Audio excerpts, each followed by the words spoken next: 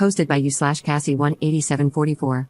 I, 33F, have been married to my husband, 34M, for 4 years, and we've been together for 12 years. After a lot of financial struggles, we bought a house, and we are now planning to have kids.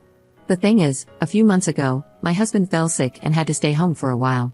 He decided to pick up an online game and started having weekly sessions with a group of players.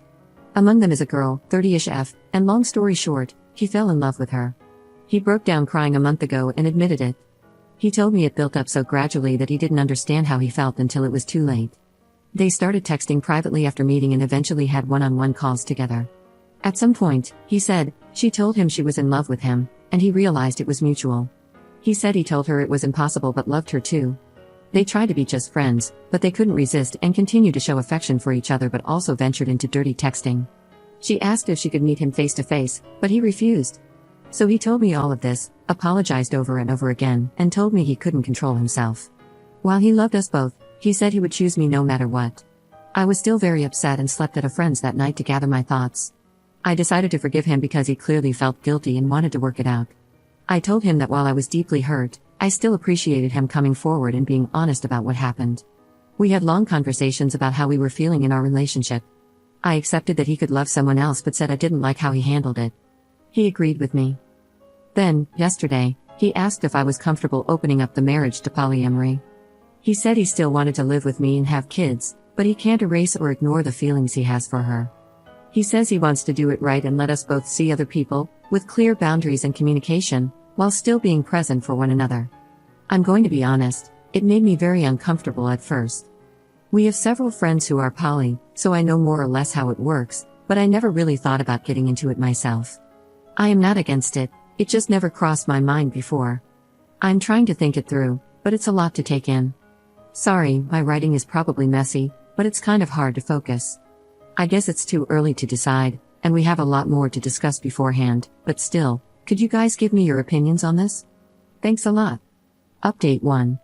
Hey guys, first off, sorry I didn't reply to all your comments.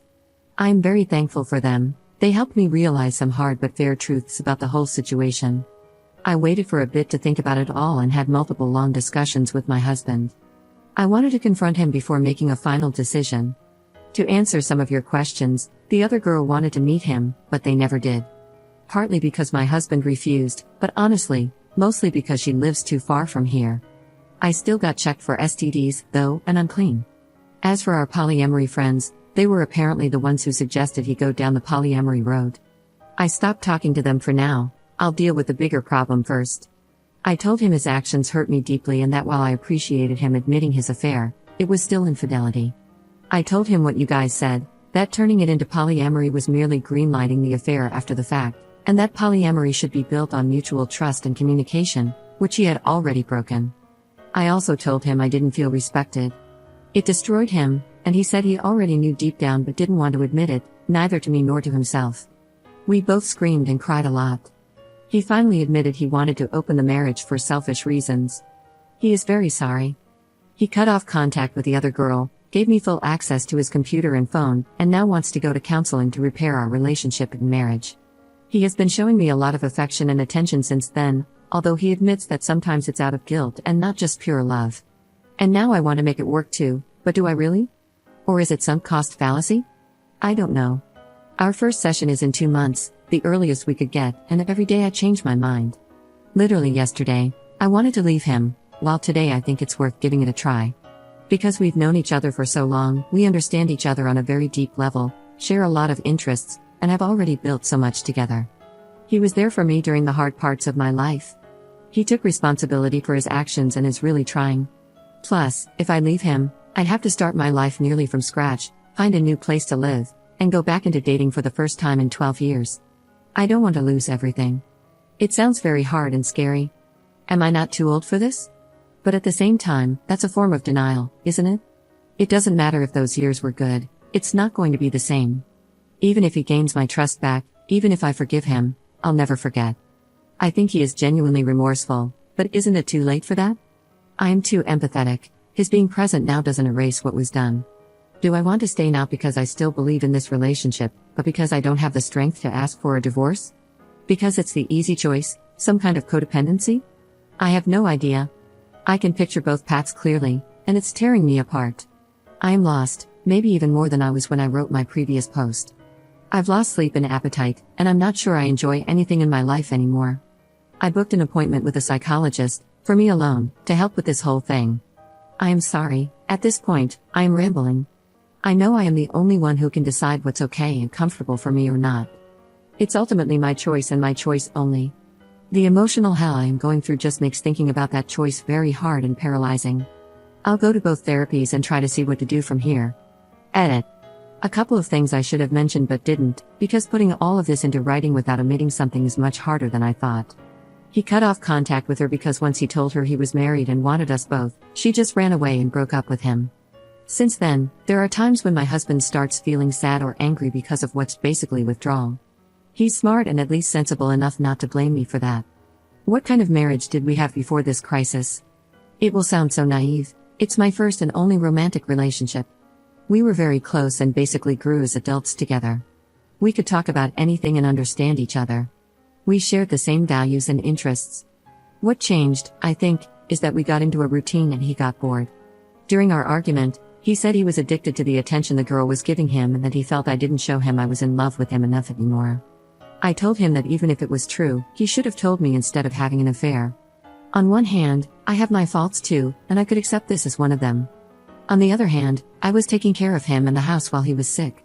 I don't think he believes it, and I don't think he means it.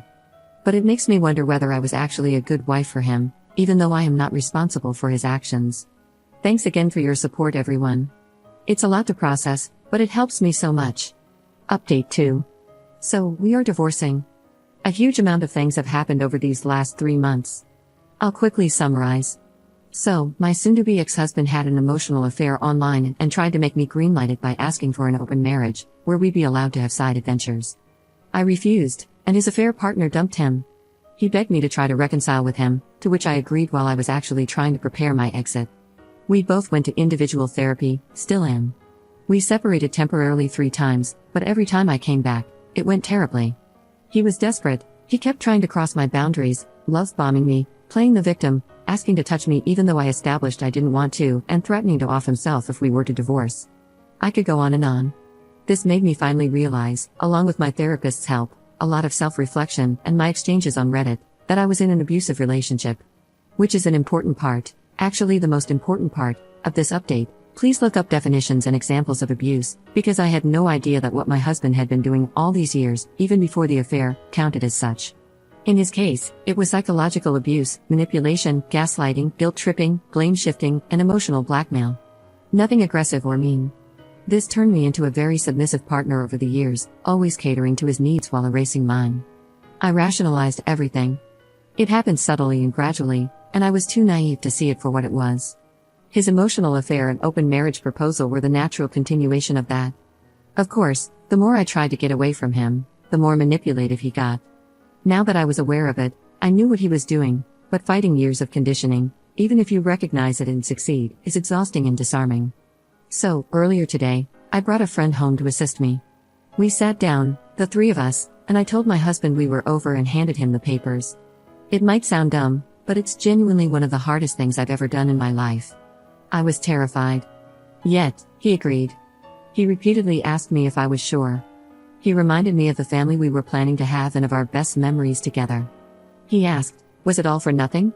Apparently, yes, it was. He was heartbroken, clearly mad and frustrated, but still, he agreed. He signed them and went back to his parents for now. We still have to go through the whole procedure, separate our assets, decide what to do with the house, and all. He still wants us to go to marriage counseling. But right now, I feel free for the first time in months. The last hours have been a mix of tears, celebration, and godly, restful sleep. I have to thank you guys again because my first Reddit post was the wake-up call I needed to eventually and finally get here. Better late than never, I guess. Thank you so much. Lots of love to you all.